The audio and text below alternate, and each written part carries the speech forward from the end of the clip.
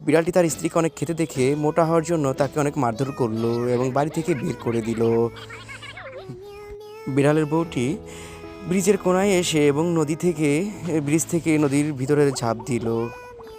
একটি বিড়াল দেখতে পেল যে সে লাফ দিয়েছে, পরে সে পানির নিচে লাফ দিয়ে ওই বিড়ালের বউটিকে বাঁচালো এবং বাঁচিয়ে তাকে তার বাসায় নিয়ে গেল এবং সান্ত্বনা দিল, বলল তোমার এই জামাটি তোমার লাগবে।